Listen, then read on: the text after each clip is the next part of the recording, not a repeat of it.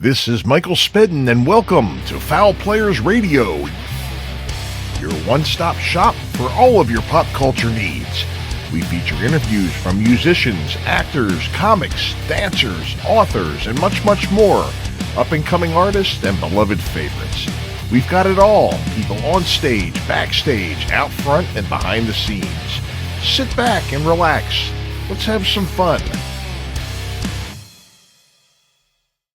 Hey, I'm Rob Galpin. And I'm Craig Stiegel. And I'm Mark Schenker of Gaston, and you're listening to Michael Spedden on Fowl Players Radio. How you doing, everybody? This is Sammy Sirius, and you're listening to the Fowl Players Radio. Hey, folks, and welcome back to Fowl Players Radio. Michael Spedden here, and tonight we have as our guests Rich Davis and Steve Shaffer. Rich and Steve were bandmates years ago in Mystic Force, and we have some news on Mystic Force. I had just seen Rich and Chris Lembach, they're the drummer, online talking about re-releasing the whole catalog of Mystic Force music plus some bonus material that's going to be coming out in the future months, and it's going to be released. One of the places where you'll be able to get information and be able to purchase it is richdavismusic.com. When it's released, and it's going to be available for on all the downloading platforms where you get your music. They also have a brand new band called Kingdom and Flames, and their website is kingdomandflamesband.com. The material is really sounding good. I was able to hear one of their songs called Black Widow. They have a video for that song coming out in October of 2024, and their album is planned to be digitally released in January of 2025. Actually, on New Year's Day is the date that is on their website. And then they're going to be planning some shows after that. So their website is kingdomandflamesband.com, where you can get that information as we get closer to that time. So, folks, this is a great interview. I really enjoyed getting to sit down and talk to Rich. You know, this is probably like the third or fourth time I've had Rich on the show, and getting to talk to Steve as well. So stick around, folks. We'll be back with those two right after these words. Hey, it's Keith Brewer from whatever band you please, the Ravens, Company of Wolves, Barley Juice, and you're listening to Fowl Players Radio.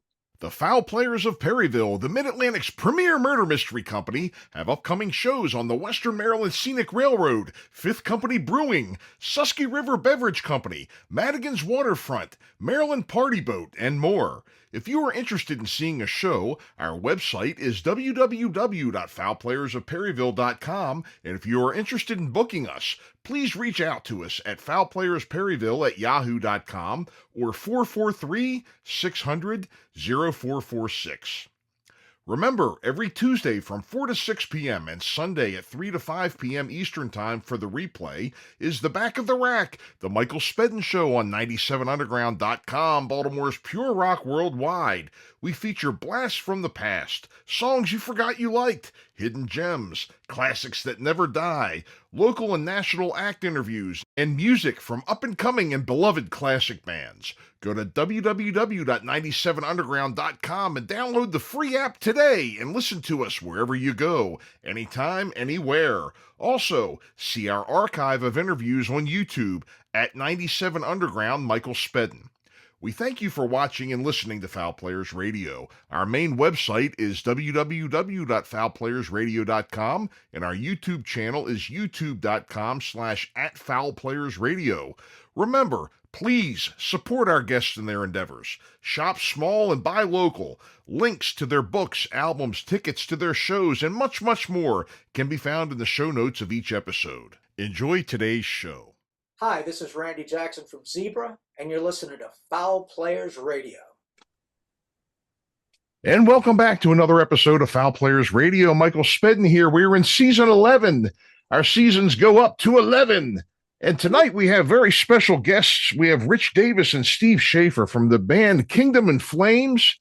And there's also some news of an old favorite here from the Mid-Atlantic region, Mystic Force, which both Steve and Rich were part of, for many years, and some material being released again. So that's great news for those of us who really used to love going to Mystic Force shows, myself included, years ago. So welcome, guys. It's great to see you. And so tell us the good news. What's going on? Well, a label reached out to us, and they've been reaching out for years after we did the Man vs. Machine album.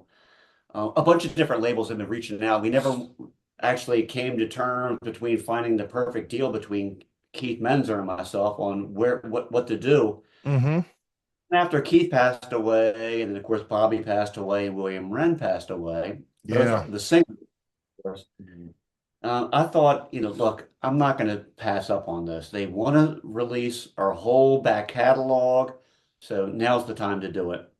Mm-hmm. So Yeah. release and repackage all, they're going to put all our demos together in vinyl and CD and tape, and they're going to do the Eternal Quest, our first full length vinyl, CD and tape, and then a Step Beyond, and then Man vs. Machine. So it's called High Roller Records, was a record label, and yeah, we're really excited. That's great news.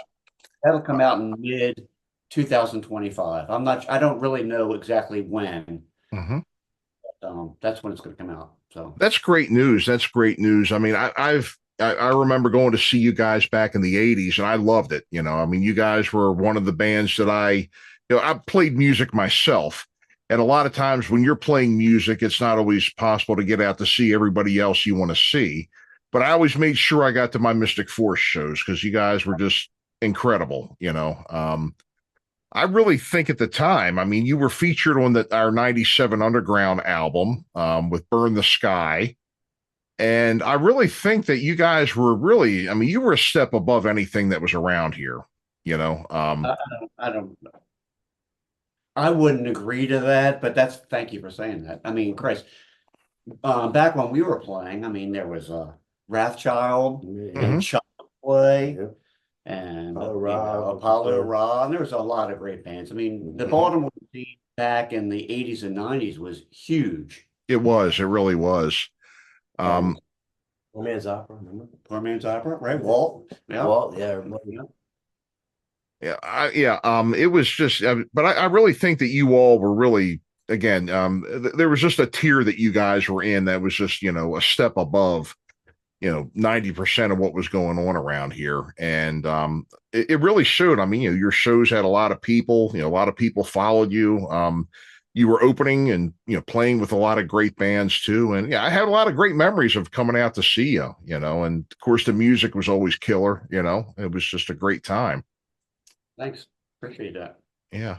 So, re-releasing all this material, I mean, I know that, sadly, you've lost a few band members over the years, with Bob and Keith, sadly, about 2 or 3 years ago now. I think that I know that, it was always a passion of Keith's just from following him on social media. This material, getting it out there, keeping it alive. And I'm glad to see that you all are, continuing on this quest. I know that, there were some differences over the years between band members and that sort of thing, but that you are, pursuing this mission. Well, this is for the fans of ours. This is for the guys that helped us, our crew, the tech crew that we had over the years. I mean, we had a great bunch of guys that helped us out. And it was lifelong for Keith too. This free. Was what he really wanted. Keith lived the Mystic Force stuff. Yeah, Mr. Mystic. So it was time to put it out. So this is for them. Sure. Well, I'm looking forward to you. I know I'll be I'll be checking it out. I'll admit, hey, I'll be getting my copies. So definitely. So, well, that's great to hear. What I mean, it was you guys again, a very big band in this area, very, very popular. What are some key memories that both of you have of being in Mystic Force? What was your memory? I have lots of good memories. Playing with Bobby. Bobby Hicks was a tremendously great singer back then. I actually was a fan of Mystic Force for years. I was really good friends with Keith and all at first. I used to go over his house still daily, and we listened to new Mystic Force stuff all the time. And then when the opportunity came, for them to need another member, when Mark had to leave, I was like, yeah, he asked me, and I'm like, I jumped right on there because I loved everything they did already. I was listening to his stuff all the time, all the backtrack stuff that they were working on, with Keith. So it was a privilege for me to join the band with Bobby and Rich. I've always been, really fond of everything he does. So that's why I've been in Mystic Forest, and I was in Shift, played the bass in that. They needed a bass player, then on to the new two other projects. Yeah. Well, one of the with Steve involved with the Mystic Force, some of the fondest memories were like, I don't know I don't know who we opened up for at Hammerjacks was in the dressing room. This It was Poison. Was this it cocky Poison? motherfucker, he was doing handstand push-ups in the corner. We had all these chicks in the dressing room. He goes and does a handstand, starts doing push-ups and a handstand. Yeah. Just before we play, we opened up for Poison at Poison. Hammerjacks. It was Poison before they got big. Mhm. Poison. No, that was when they Were they were big? big. Yeah, Was it was a sold-out show. It was for Oh, it was sold out. I remember that. Yeah. What was the first album they put out? And I don't know. With the cat drug. Put the cat dragged in, maybe. Was that it? Yeah, Was that the yeah, first one? Yeah. Okay. Yeah. Unless there was one before that, but that was the one everybody looked at and thought they were an all-girl band. Yeah. Played a lot I remember of good that, shit. the buddy of mine picked up that album and he's like, oh man, these girls are hot. And we're like, oh God, wait a minute, Yeah, they were hotter when they walked in to do their sound check. Yeah. Remember that when they walked in, it was like Bret Michaels came in with that trench coat. We're like, damn, girl. Yeah, well, they're from Harrisburg, and I know they used to play with Wrathchild a lot too. Yeah, absolutely. Yeah. Hmm. That's great. And I know that you were also at an overseas following. Did you get overseas to perform much? No, we never did. Every Never time we had did. a chance to do it, sadly, something would happen on personal problems with the band that would keep us from doing it. But I Yeah. mean, we had a bunch of tour opportunities to do it, and Mhm. I know Keith recently. My voice changed. A little bit. Yeah. Well, give me the microphone. Steroids. So Keith went over there and did some tours, a couple of shows with Yeah, that's right. the Mystic Force for the Mhm. Mystic Force. But it was just Keith and nobody else from Mystic Force. So It was like a revamped lineup. Yeah. yeah, but now that we're doing this reissue of all this stuff, there always is that chance of me and Chris are still alive, and we still might go over there and do something. And we have a backup guitar player. It was like we did before. So a secondary guitar player. I'll be in. And we would use our singer right now that we have for Kingdom of Flames, but I don't know if he can sing that high. Mm-hmm. Yeah, I tell you, that was Bobby had quite a range, and he was able to hit those notes genuinely. You know what's funny? The drunker he was, the better he could sing. Really? Is that right? Back then, we all were we have fun. alcoholics, I We guess, have a little fun. bit, but he was great. Mm-hmm. Bobby was a natural. Mm-hmm. And everybody knew it. All the sound guys loved Bobby His voice was so powerful. because he was so strong. So You didn't have to strong. crank it up. It Yeah. was Yeah.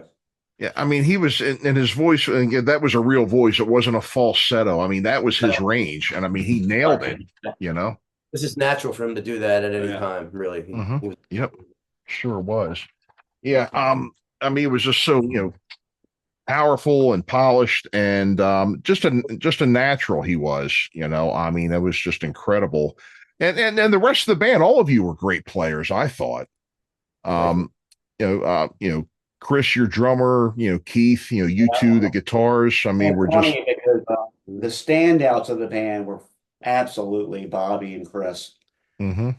And it's like, Mystic, it was so weird because, I got when in Mystic Force, I was like, I just was learning how to play the guitar, and we got thrown into this band that was playing out and doing all this stuff. I really never got to learn my instrument that much.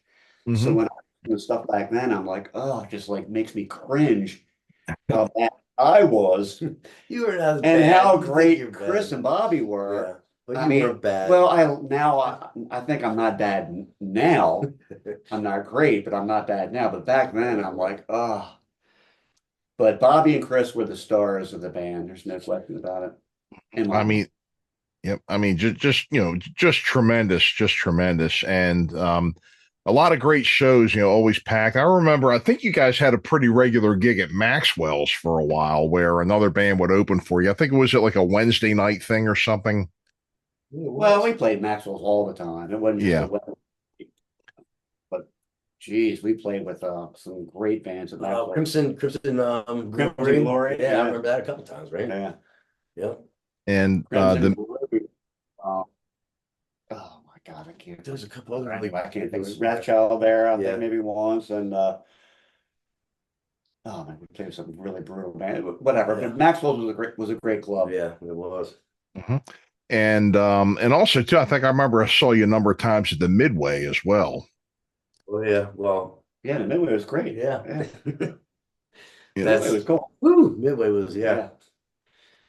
Midway Sometimes- should have had chicken wire in front of the stage, I think. Oh, yeah, it was yeah. Yeah. That and that stupid pole that was there that everybody Yeah. on when you moved around.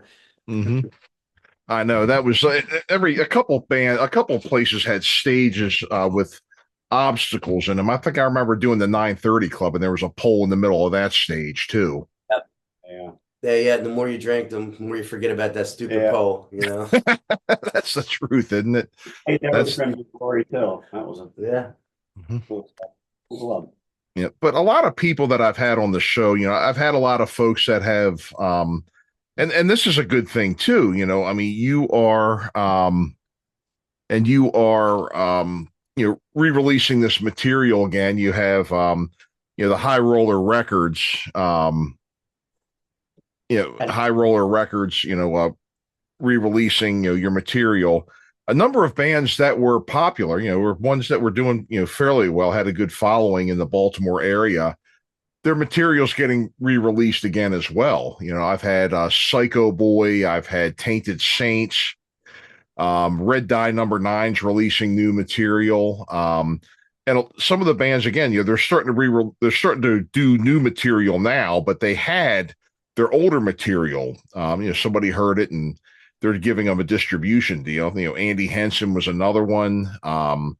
And it's great to see. I mean, I think that, being metal bands and stuff like that, things were going great for a long time, but then we kind of hit a wall with that Seattle thing. And then a lot of people, they just kind of, the record companies kind of just about faced and just, they were like, nope, forget it. And a lot of people that actually were signed got dropped. And so I think a lot of people from that era had unfinished business. I mean, do you agree? Yeah. Well, I mean, I don't. We're on the heavier of the metals. Yeah. So I'm not sure. I think more than the Seattle The glam thing. thing. I don't killed even the think glam that. I thing. think what killed us was the not the Spotify, the Napster. Yeah. Or the music being available for free is what killed the music business. Mm-hmm. Not the Seattle thing. That was just a style. Well, yeah, that's what I meant. Like for bands that were in the, Yeah, Yeah. but when music is available for free, Mhm. that's what people paying music business. Yeah, and that's really something that we haven't really recovered from, truthfully. When it comes to the streaming, and it's it's not like people are making all the money that they used to make years ago, and I really think the record industry, kind of changed a lot during that time too, because they weren't hiring anybody where they could have one or two albums that weren't that great and then have their hit one. I mean, you had to have platinum right off the bat, or else the record companies didn't want anything to do with you. Yeah, we're obviously doing this just because we love doing it, and Mm-hmm. we all have jobs. So if you don't have a job, I mean, I guess like Steve plays in a band called Doc Marten and the Flannels, and Speaking of these, and that is their job. They're Yeah. they're 90s Mhm. band. we do 80s, lots of 90s. what you're talking about. Lots of the whole Seattle scene is back in now. Yeah. It's like really popular now. So with all, Mhm. that's what we do, and we're killing it right now. Killing it. Actually, So tell us Don't- about Doc Marten and the Flannels. I got in the band like a little over 4.5 years ago, Hmm. and started out as a band called Dirt, and then after 10 years of that, then they decided they wanted to expand a little more. Somebody suggested that they change their name, and they did that, made it Doc Marten and Flannels, and that kind of they thought that Dirt was kind of like making them pinholing them a little bit, so they figured Doc Marten and Flannels kind of like expanded a little bit, So since they changed the name, they really started blowing up, and then their guitar player wound up leaving, and I was out of the band I was doing at the time, and then it just worked out, and they asked me to be in the band, and we're like just play Bike Week all every year, and Trifecta just happened. it just happened. That's like thousands of people. It's just like we get a lot of really good gigs, playing a lot of like record theater kind of things, traveling around like with Reagan Years and all. Seiler, he books us, and a lot of things they do. They do a lot of things like old theaters that are torn down now, or not torn down, but they're converted into music halls now, which like the record theater. So we Yeah, do a lot of Wrecker. gigs like Yep. yeah. Remember Great going to place. see. I remember going to see Pink Floyd The Wall there when it was a real theater. Yeah, I remember that. And I Yep. remember Song Remains the Same. Everybody went seen that. Song Yeah. Remains the Same, Hmm. So Yep. Another place is Tally Ho down in Leesburg. That's another movie theater they converted into a real nice hall. Doc Marten plays there. We're playing there for New Year's Eve, actually. New Year's Mhm. this year. Yeah, I tell you, nice people. Nice people run that place too. That's just a great venue. I was down there. I emceed the Zebra concert for 97 Underground, and that was a lot of fun. Can he still sing that high? Pretty much, yeah, yeah. Yeah, he's yeah, he That's hasn't awesome. lost much, and in terms of playing and everything, I mean, they're still sounding great, so yeah. His voice was like whew, up there, you Mhm. know what I'm saying? Yeah. Yep. Yep. Good guys too. Good guys too. So great. So what kinds of room, you're doing a lot of, the places like Wrecker and the other ones, with Doc Marten and the Flannels, and also you were at backseat events too. Mhm. Do you do Yep. that often, or do you Sometimes it just depends. mhm. A couple times a year, I guess they slide us in there. We do a lot of other things like Loonies. We play all the Loonies. Lunacy just opened up, which is always it's a great new venue. Mhm. So play all the venues around that are we travel up and down. We go to Southern Maryland a lot to try to get away to not be play the same places around here all the time, and it gets stale. So we travel like 2-3 hours away. We go to Pennsylvania. We just played Double Barrel Roadhouse Saturday. That was a Oh, really good. sure. It's another really good And that's place in to play. Pennsylvania, Pennsylvania, yeah. What's it? Leesburg, yeah. Yep. That's awesome. That's awesome. Well, great. Well, best of luck with that and everything. Again, I'm hearing the name around and everything, and that's all the best of luck to you with everything. So what we wanted to get to too is to talk about Kingdom in Flames, your latest project here. So when did this come about? Well, I guess this came about right after I was doing my solo project, Mhm. and I think I did like 20 some songs as a solo with my solo thing. And I Bunch of did like videos too. a bunch of videos. I started doing the solo thing because I was tired of being in a band, Mm-hmm. dealing with all the drama of being in a band. And then I started doing the solo thing, and then it came full circle. And then when I, joined back up with Steve, and after having the guys in Doc Marten who were local guys doing the one song, I'm like, you know what? I probably could put together. And then with Ashley Maccabee, the drummer, I was thinking to myself, I probably could put together a band of local guys and really do something. Mm-hmm.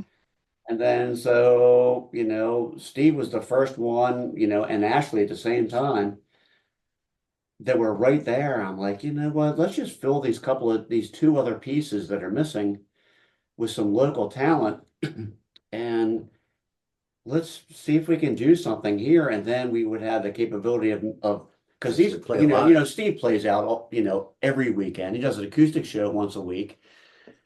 And I haven't played out, I've never been in a cover band, so I'm always in the original stuff. So to be able to start playing out again was kind of it was a love-hate thing for me. I mean, I loved doing it, but it was usually such a pain in the ass on the other side of it.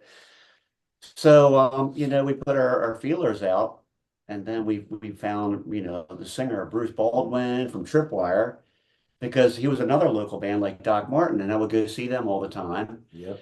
And I would see him sing, and I'm like, oh my God, he would be perfect, because they played heavy stuff, and he played like, even if it wasn't a heavy song, even like the Pearl Jam and stuff like Foo They Fighters, kill it. it's not like it's a heavy song, but you have got to be a great singer to be able to play that, sing that song. So I knew that he would be able to do it. He'd go from Pantera to that Pearl Jam or whatever. It sounded good. So we offered him the job, and he was honored to do it. And now we're honored. Now I feel one like, song, and it was like, whoa. When Yeah. I remember when he left, we were like, whoa. Yeah.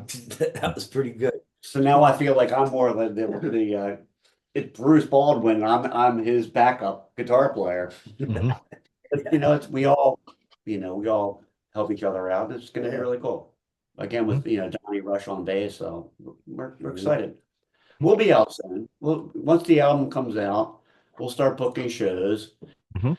And being all original, we might jump on a tour here and there. And that's the route that we're going to have to take. We're not going to be just we'll play in Baltimore like once, and then we'll have to just leave and come back. Mhm. Sure. Well, you definitely get out and make your rounds and everything. And there's a lot of nice places to play up and down, in the Mid-Atlantic region. As we were talking about some of these places that are, the new venues are popping up all the time. It's funny kind of how the cycle of life goes with that, because you can drive by where Maxwell's used to be. I forget what it is now. And then Network, CVS is standing there or something. But then there's new places popping up that used to be movie theaters, but now they're clubs, So I guess it's the cycle of life until everything ends up being rubble, I guess, one day. But that's great to hear. I did hear. The good thing that helps us out as an original band is having guys in Doc Marten and the Flannels and Trevor. Like as for like a Loonies, I mean, like an original band should not be able to play Loonies, but knowing there's a guy from Doc Marten and then from Tripwire and then FKNA, I mean, you never know. Our options to be playing some of these local clubs is more open than other bands, and we're not as screamo.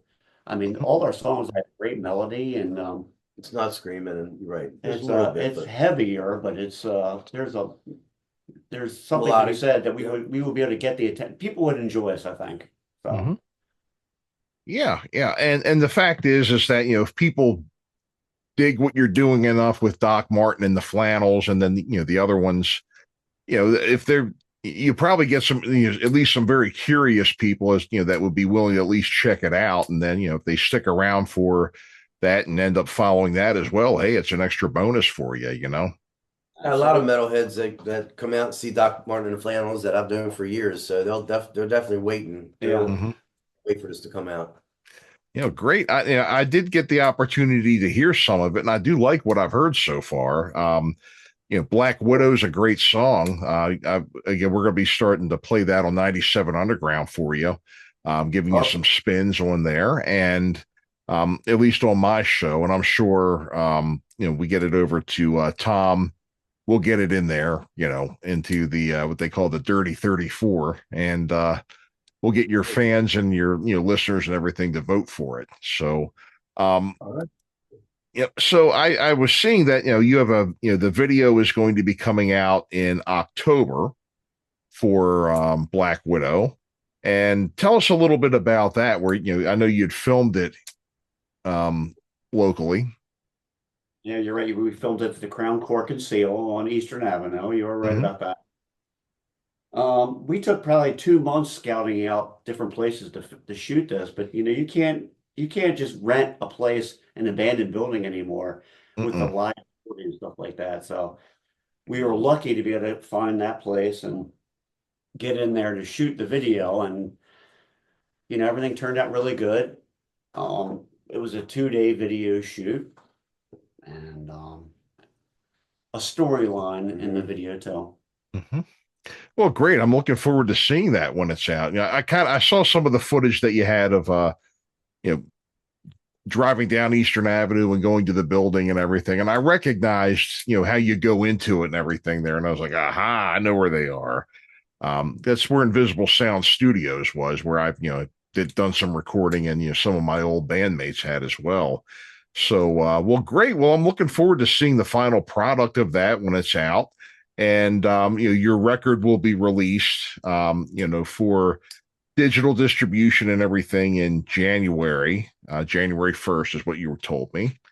That's And called- then, album's called Inside the Upside Down. yep,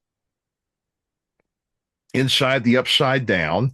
And then you're going to start booking some shows after it's out and everything. So, hey, all the best of luck with you with this and everything. I'm sure I'm definitely looking forward to getting out and seeing you, perform and everything, do some shows, and it'll be great. I'm sure it'll definitely be great. We're looking forward to seeing it. So, let's see here. So a couple of other things. Who else is in the band with you? I can't remember their names. Huh? Bruce Baldwin. Okay, that guy. That guy. God, that guy. Donnie Russell on bass. Mhm. Ashley McCabe. McAbee, yep, on drums. McAbee, sorry. That's it. And that's it. That's it. And us. Yep, and you two, huh? And I think I just see a cat walk by. Is that part of the band too? Or is that- Anytime. Didn't see it. He didn't see it. Yep. Yeah. Yep. So this is great. Again, the song that you sent me, Black Widow sounds great. And you've got a good lineup of people there. The material sounding good. I'm sure the rest of it is going to be too. So again, you plan on having that out in January, and I guess it'll be on all the digital distribution sites and everything where you can get it. And then I guess later on, hard copies and everything will be available for folks that want that. Let's see here.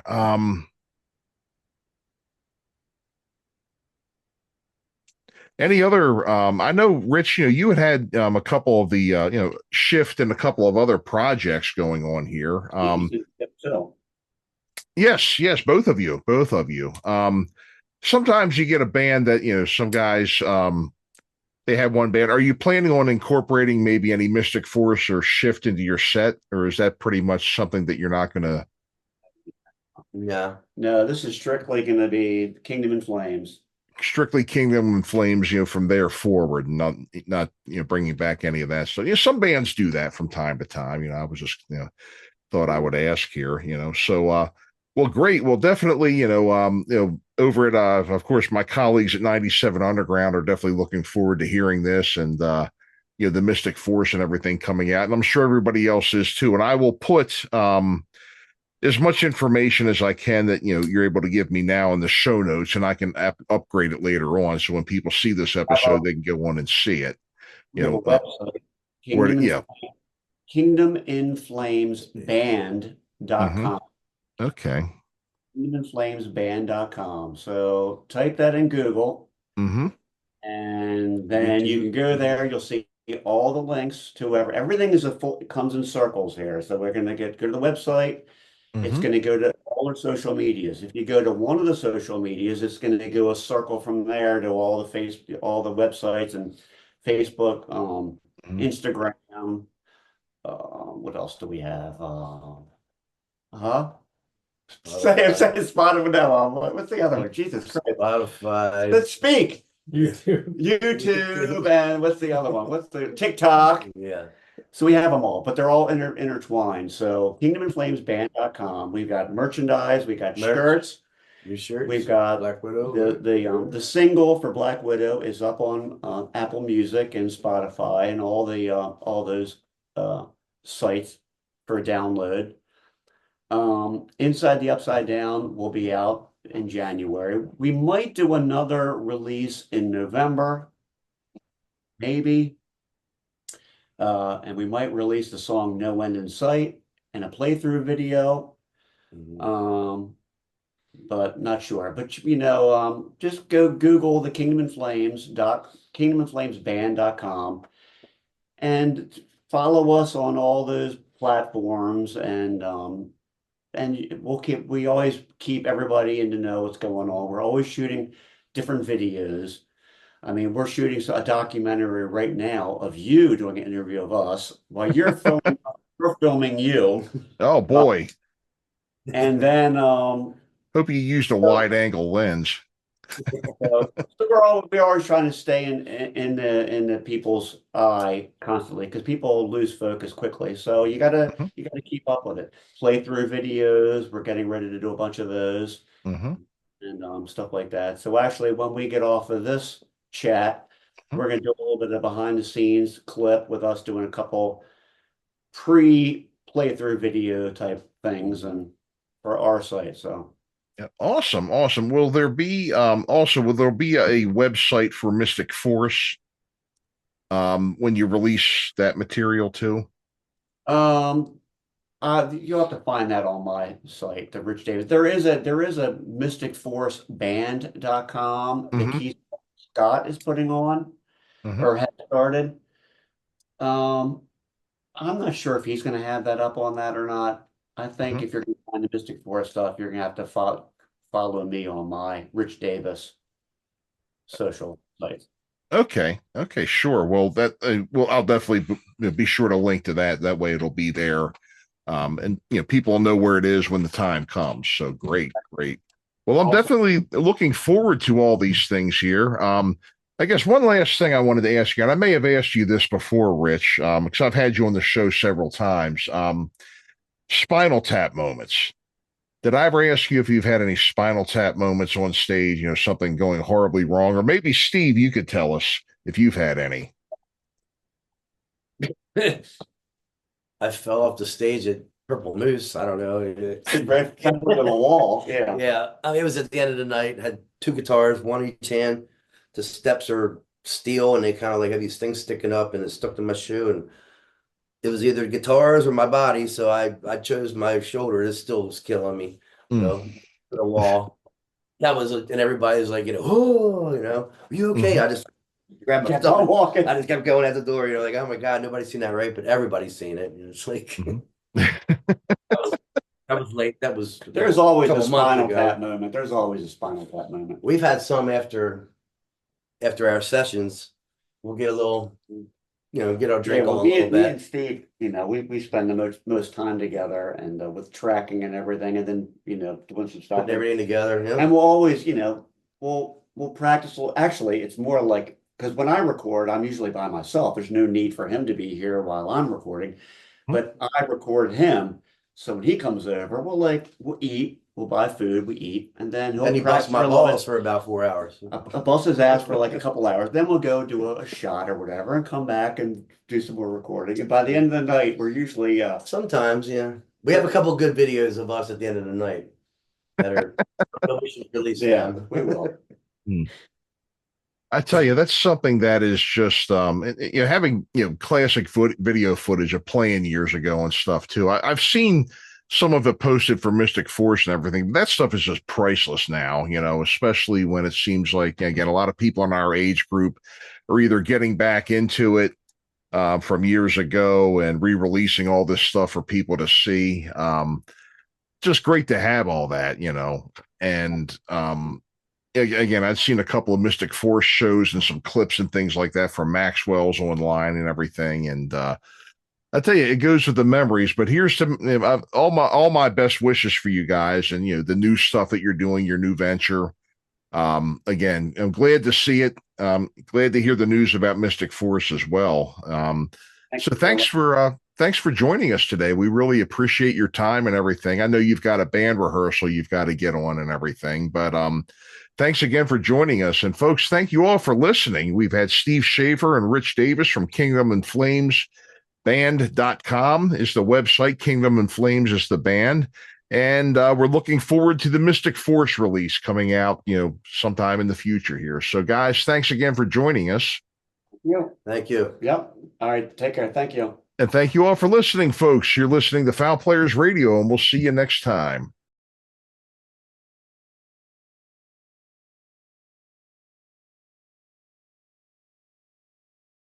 And folks, thanks for sticking around tonight and listening to our interview with Rich Davis and Steve Shaffer of Kingdom in Flames. Their website is kingdominflamesband.com, and you'll see information about their video release, their album release for the first of the year. And this is really a great, exciting project. We also talked about the re-release of all the Mystic Force material that's going to be coming out in the future, I believe in 2025.